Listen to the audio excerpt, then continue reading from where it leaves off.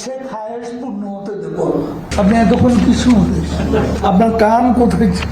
আমরা আন্দোলনকারী শিক্ষার্থীদের জনদুর্ভোগ সৃষ্টিকারী সকল প্রকার রাজনৈতিক কর্মসূচি বন্ধ করে উচ্চ আদালতের নির্দেশনা অনুযায়ী অবিলম্বে নিজ নিজ শিক্ষা প্রতিষ্ঠানে ফিরে যাওয়ার জন্য আহ্বান জানাচ্ছি।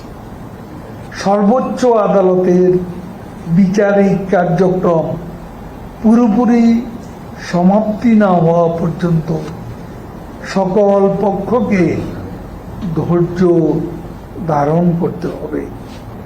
আমরা তারুণ্যের শক্তি আবেগের প্রতি শ্রদ্ধাশীল, কিন্তু এই শক্তি ও আবেগকে পুঁজি করে কোনো মহল যদি দেশে অরাজক পরিস্থিতি অস্থিতিশীলতা সৃষ্টি করতে চায় তাহলে সরকারকে অবশ্যই আইন অনুযায়ী ব্যবস্থা নিতে হবে। আমরা আনুষ্ঠানিকভাবে কোনো বৈঠক করিনি, কিন্তু আমাদের সঙ্গে যোগাযোগ নেই এমনটি নয়।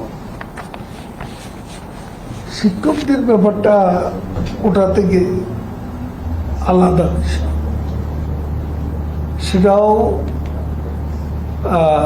আমরা যত্ন সহকারে বিষয়টি দেখছি এবং আমার বিশ্বাস অচিরেই এর সমস্যার সমাধান হয়ে যাবে। এখন আমরা যা বললাম তা আপনি এতক্ষণ কিছু কিছু বাদ রেখেছি।